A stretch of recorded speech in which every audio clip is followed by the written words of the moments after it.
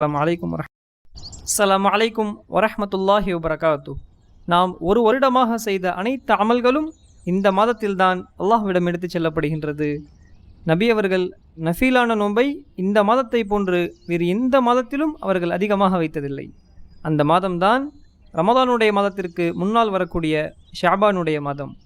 ஷாபானுடைய மாதம் வந்துவிட்டால் நபி அவர்கள் அதை எப்படி கழிப்பார்கள் என்று ஆயிஷா ரதியல்லாஹு அன்ஹா அவர்கள் கூறுகிறார்கள், ஃபஇன்னஹு கான யஸூமு ஷஅபான குல்லு.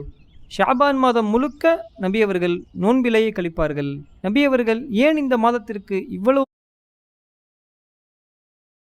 முக்கியத்துவம் கொடுத்தார்கள் என்றால், வஹுவ ஷஹ்ருன் துர்ஃபஉ ஃபீஹில் அமால். இந்த மாதத்தில்தான் நாம் ஒரு வருடமாக செய்த அனைத்து அமல்களும் அல்லாஹ்விடம் எடுத்துச் செல்லப்படுகின்றது. அல்லாஹு அக்பர்.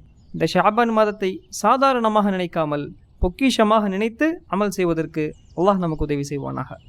ஆமீன் கூறுங்கள். அஸ்ஸலாமு அலைக்கும் வரஹ்மத்துல்லாஹி.